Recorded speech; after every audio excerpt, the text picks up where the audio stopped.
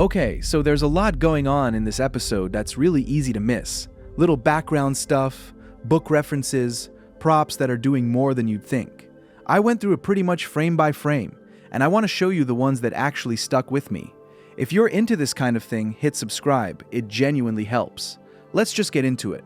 We're starting with a turtle. When Jasper Wilde is in Alicent's chambers giving her a hard time, the camera sits on her desk for a second. Books, candles, papers, and there's this little turtle figurine sitting there. Most people won't clock it, but it's not random set dressing. For one, the turtle is the sigil of House Estermont. Small house from the Stormlands. Doesn't really matter to this story, but the props team put their badge on the desk of the most powerful woman in the realm, which is a fun little choice. But the bigger reason that turtle is there goes back to George Martin himself. When he was a kid, he wasn't allowed cats or dogs, so he had pet turtles, and he kept them in this toy castle. And in his head, they weren't just turtles, they were knights and kings, and they had little rivalries, and they'd scheme and betray each other and fight over the castle. They kept dying, the way cheap pet turtles do, and young George figured they must be murdering each other. That's like the seed of the whole thing. He said it himself, turtles have always kind of been his sigil, so you've got a whole episode about lords backstabbing each other for a throne, and the thing that started that idea is sitting right there on the desk. Nobody's pointing at it. It's just there if you happen to look. I thought that was a nice touch. This one got a reaction out of me. There's a dream bit, and over this sleeping silver-haired woman you hear it, kind of thrown away. I saw a girl with silver hair in a desert far away. And then, if it were true, a girl, silver hair, a desert far away. There's really only one person that fits, and she isn't born for about 170 years. Daenerys, out in Essos, in the Red Waste with her baby dragons. It's the show pulling on the thread it started in the Season 2 finale, where Daemon touches the weirwood at Harrenhal and gets these flashes of the future. Dead dragons, the army of the dead, Daenerys with her hatchlings. That tied this war to the whole Song of Ice and Fire prophecy thing. And here they're just nudging it again. I'll be honest, the showrunner has gone out of his way to not pin down exactly what the prophecy means. He says that's Martin's to figure out, not the show's. So I'm not going to tell you it's confirming anything, but the imagery's pretty clearly pointing at her, and it lands harder because of where we are. This whole war ends with the dragons basically wiped out. They go extinct for over a century after this. Everyone fighting and dying right now is, without knowing it, killing off the exact thing they're fighting over. So a quick image of a silver-haired girl in a desert with new dragons is kind of the one hopeful note in all of it. These people burn it all down. She's the one who brings it back eventually. The other reason I like it is that it's not loud about it. The show could have slapped you over the head with a big Daenerys reveal and a music sting, and it just doesn't. It's a line of dialogue you could miss if you got up for a snack, which for a connection that big is a pretty confident move. They're trusting that the people who'll get it, and everyone else just hears a sad dream. That restraint is honestly rare for a show this size, and it's why this one stuck with me more than some of the louder stuff in the episode. Quick one you might have talked over. Here's another important detail. At this point, Larys mentions Tyland Lannister. Generations later, a much more famous Lannister will do the same thing. Bankroll a war from the safety of the Rock. Same family, same trick, a century and a half apart. The Lannisters keep showing up across the centuries, and the writers are basically reminding you the Lion's always been lurking around the edge of every one of these wars, paying for other people's fleets. It's a tiny line, but it's a nice little thread back to a family whose ending you already know. And honestly, it tracks. They're not out there on dragons. They're a rich house renting somebody else's navy from a safe distance. Couple hundred years later, a different Tywin does basically the same thing and wins. Before any swords come out, listen to the camp in the Riverlands. The men are singing this kind of grim little marching song that pokes fun at the one-eyed prince, half tribute, half warning, the sort of thing an army that's seen too much comes up with. And the thing is, Daemon actually pulled off something hard here. He got the River Lords, the Tullys and their people, to fall in behind him as one army, 40,000 men, by one of the boasts in this episode. Then a messenger shows up, Sir Simon Strong, with wine and a sealed letter from the Queen. And that letter is basically the engine of the whole episode. The Crown Prince is dead, Rhaenyra has been called to King's Landing to take the throne, and she's telling Daemon to march south and meet her there. We'll be the Queen's fist, he says. "None'll stand against us."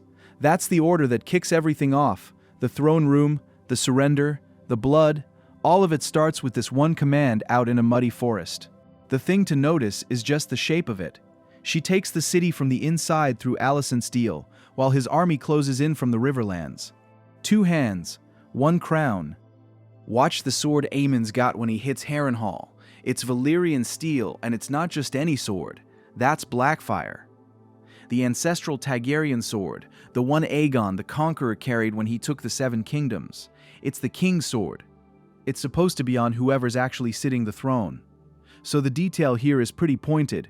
Aegon, the actual crowned king, is off somewhere burned and broken and being smuggled out of the city. And it's Aemond who's got Blackfyre, Aemond who's flying the biggest dragon alive, Aemond who's named himself Prince Regent. The sword that's meant to mean rightful king is in the hand of the brother who just took everything by force. Nobody says it out loud, the prop just tells you who's really running things. And here's the thing, there are 2 of these ancestral swords, and this episode puts both of them on screen, which I don't think the show's done before. If Aemond's got Blackfyre, then this is the other one, Dark Sister. It was forged as Blackfyre's twin, lighter, faster, the blade Visenya carried, and in this era it's been Daemon's. You can see it in the shape, thinner, a smaller guard, built for a quicker hand. And the kicker is, in this episode it ends up in Rhaenyra's hand. She's the one who uses it to deal with Otto before she takes the throne. Which is a neat little thing if you think about it. The warrior queen's sword, with the woman taking the crown, while the conqueror's sword is off torching a castle with the guy who grabbed power. 2 swords, 2 claimants. They were forged together and hung side by side for 300 years, and now they're pointed in opposite directions. It's a family tearing itself apart, basically shown to you in steel. And I don't think it's an accident that you get both of them in the same hour. The show's pretty careful with these swords. They don't just hand them out. For most of the run, they've been props that say, this is who has the power. Putting them both on screen in different hands on the same day is the kind of thing that reads as set dressing if you're not paying attention, and reads as the whole thesis of the war if you are. Valyrian steel's also basically irreplaceable in this world. Nobody knows how to make more, so every one of these blades is a piece of a dynasty that's currently busy destroying itself. 2 cousins, 2 heirlooms, pointed the wrong way. And there's a sad little thing tucked in there. Inside Harrenhal, Aemond kills Sir Simon Strong, the dry, likable old guy who'd been holding the castle, and his sons too.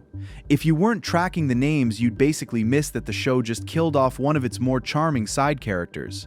It's also the last we see of him, 2 of the quieter, sharper performers, gone in the same hour.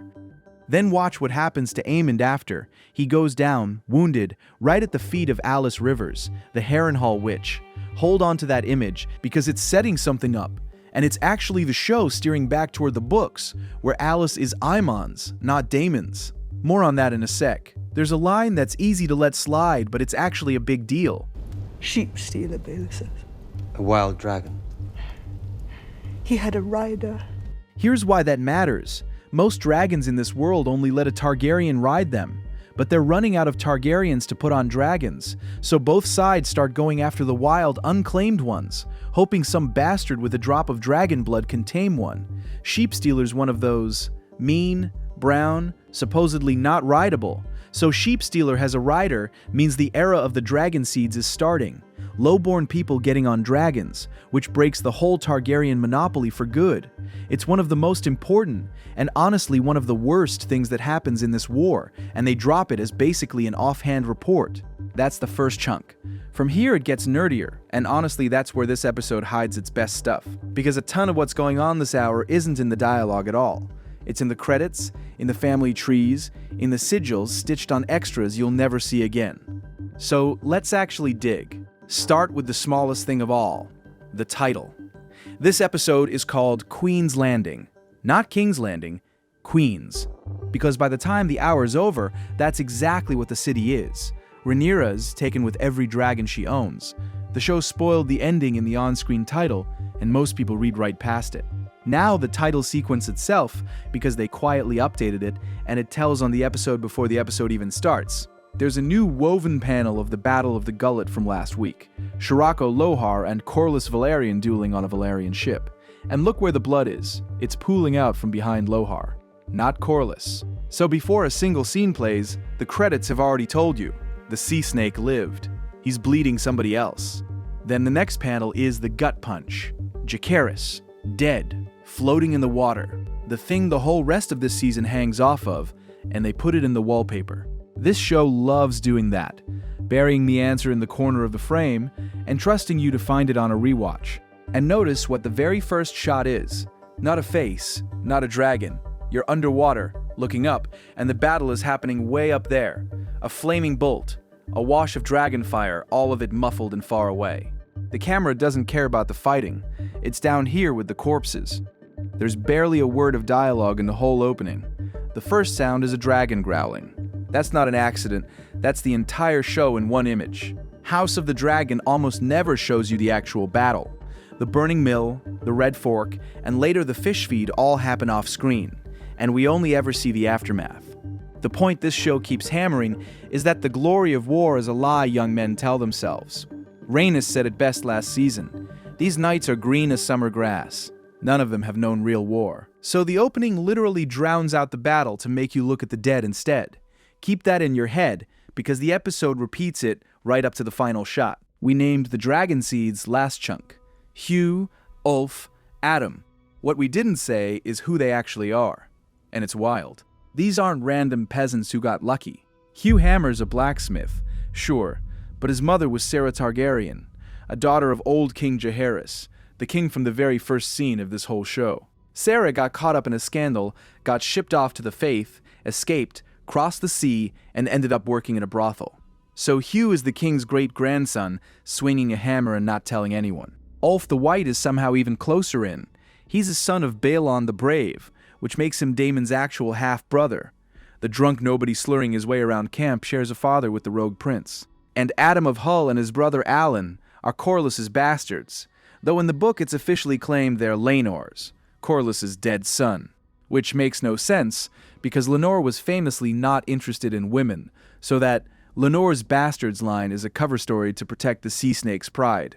3 low-born riders, and every one of them has a king or a prince hiding in the family tree. The person carrying Jace's body home through her own tears is Baela, and her grief is doing more work than it looks. These two grew up promised to each other.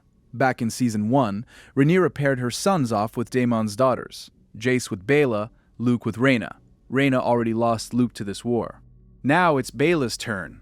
Both of Daemon's girls, widowed before they were ever wed. And there's guilt baked into Baela's face because she knew Jace's plan and let him go anyway, which is a near-exact replay of last season, when Jace snuck off to deal with the Freys and ran it past Baela first.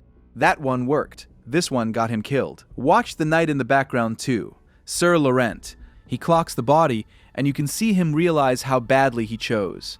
This is the same guy who got talked into leaving Rhaenyra alone with the assassin Eric last season.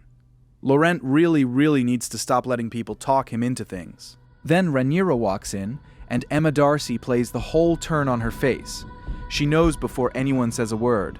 When she says, "What have you done?" for a second it sounds like she's yelling at Baela or at Laurent. Then it lands that she's shouting at her dead son. She's lost her firstborn to a war she started and to his own recklessness, and all she can do is argue with a body that can't answer. Laurent holds out his own sword, because he knows the rule. A Kingsguard who fails his ruler is supposed to die for it. Full stop.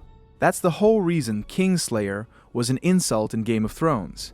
Jaime broke the oath, even though the man he killed was burning the city down. Rhaenyra waves it off at first. She's too gutted to care. What would one more death even fix? But hang on to that, because later, when her grief curdles into rage, she remembers exactly who betrayed her, and she makes Laurent pick how he dies. Cut to the Vale, and the woman riding out of the Eyrie is Lady Jeyne Arryn, and she's worth knowing. She's called the Maiden of the Vale because she never married, and that's part of why she's Team Black. Her own right to rule as a woman got challenged, too, so she gets it. She's also Rhaenyra's cousin. Rhaenyra's late mother Aemma was born in Arryn. As for why she never wed, the maesters get coy about it, but let's just say she's very fond of her live-in companion, Lady Jessamine Redford, and leave it there. Now read the costume. The falcon over a moon on her cloak is House Arryn, and there's a moon pattern worked into her doublet. The silhouette, those big billowing sleeves shaped like wings, is the exact look future Arryns like Lisa and little Robin wear in Game of Thrones. But where Lysa Red is fragile and unstable, Jeyne's been given a high stiff collar and broad built-up shoulders. Same house, opposite energy. This one's built to look like strength, not a nervous bird. Here's the bit about Rhaena and Sheepstealer people skip. Dragons bleed their riders' emotions.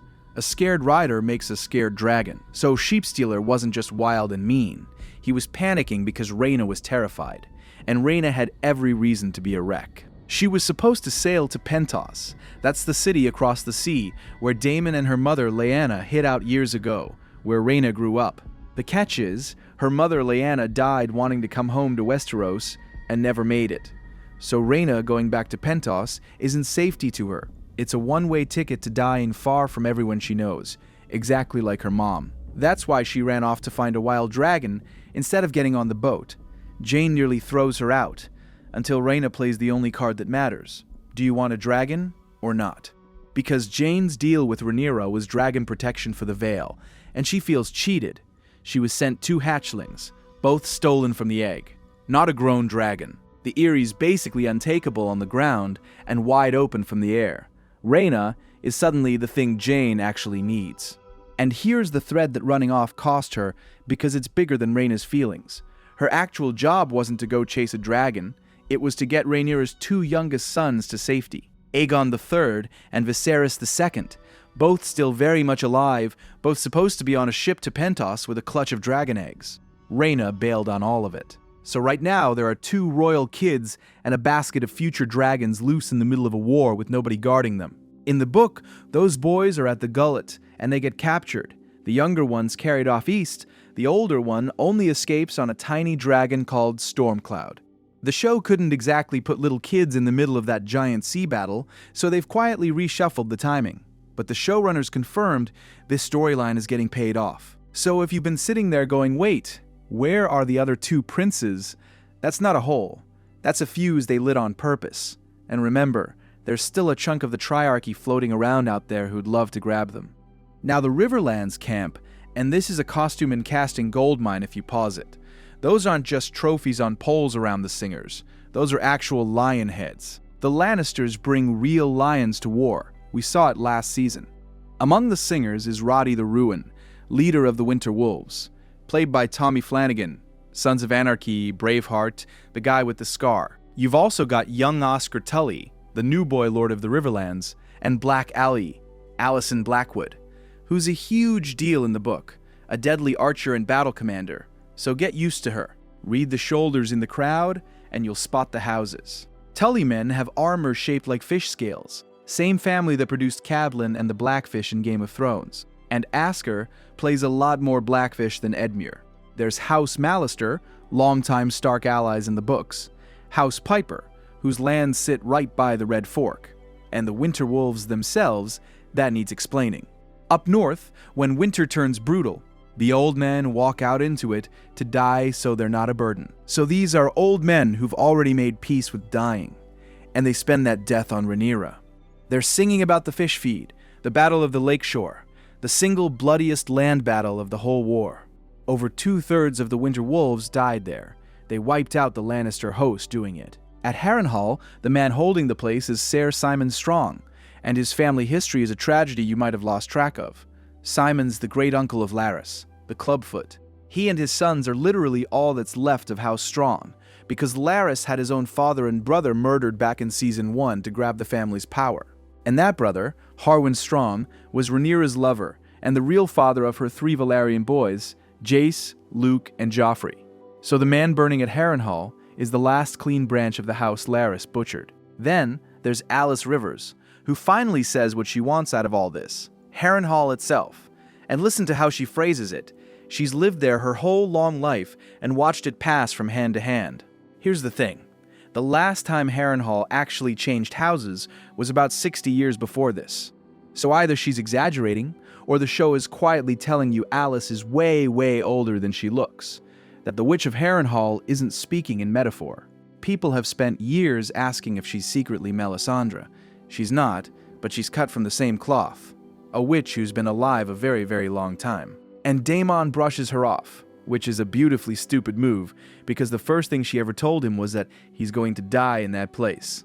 And before you move on from Alice, pay attention because she basically confesses to a killing in passing. The reason Daemon suddenly commands 40,000 rivermen is that young Asker Tully could finally call them up. And the only reason Oscar could do that is that his grandfather, the old Lord of Riverrun, conveniently died right when Daemon needed him gone. Alice all but confirms she's the one who arranged it.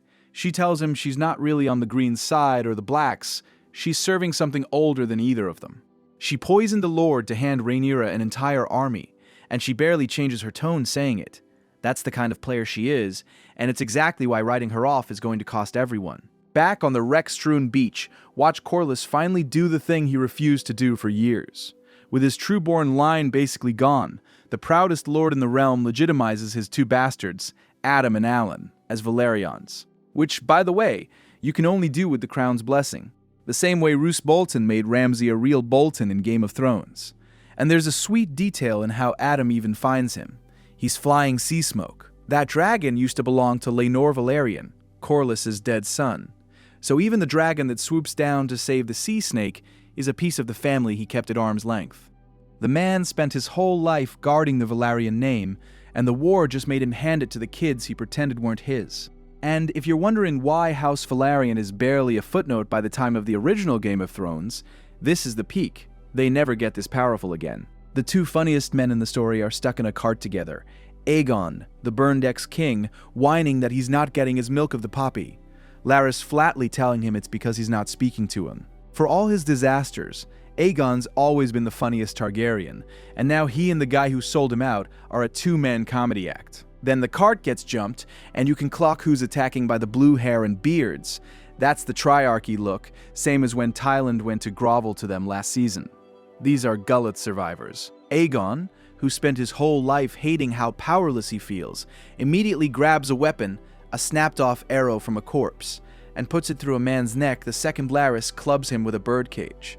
Larys wants to steer them to Duskendale and a ship. Aegon insists on Rook's Rest instead. That's the place he fell out of the sky, roasted by his own brother's dragon, and the last place anyone saw his dragon Sunfire dying slow. The show won't tell you why he's so desperate to go back. Book readers have a pretty good guess. When King's Landing flips, it's not dragons that do it, it's the gold cloaks, and there's a long fuse on this.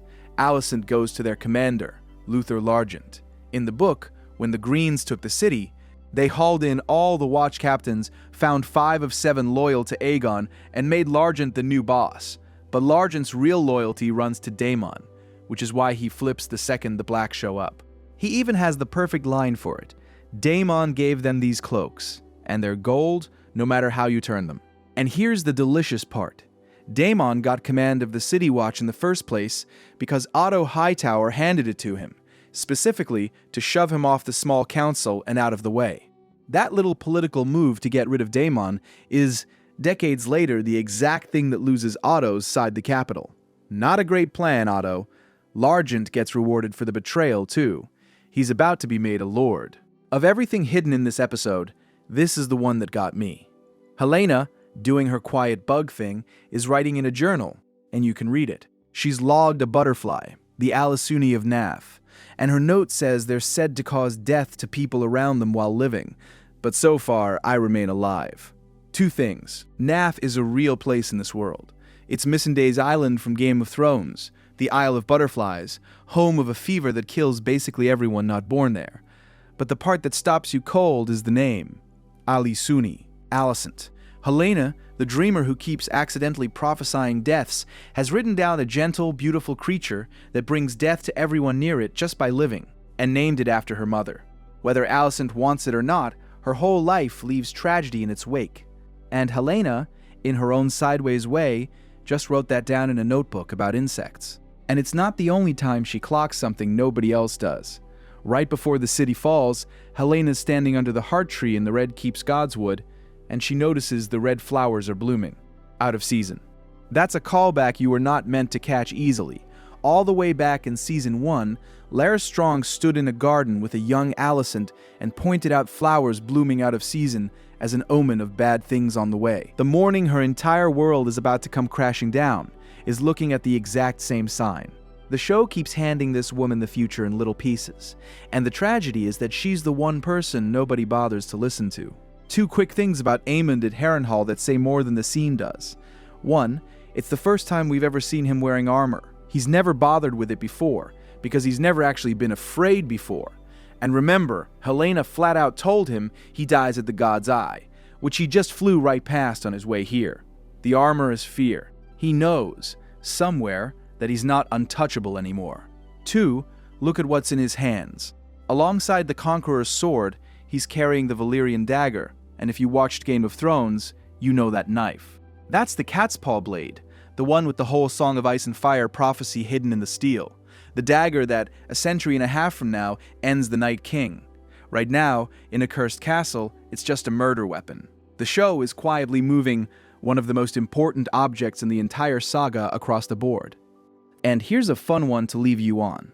A lot of this episode was originally built to be the Season 2 finale. Before HBO trimmed 2 episodes off that season, the plan was the Battle of the Gullet as Episode 9, and then Episode 10 ending right here, Rhaenyra walking up to take the Iron Throne, which, honestly, might have changed how a lot of people felt about Season 2. So if this hour plays less like the start of something, and more like the payoff of everything, that's because it literally was designed to be one. The real new season opener is next week. Drop the Easter eggs I missed in the comments, and I'll see you for that one.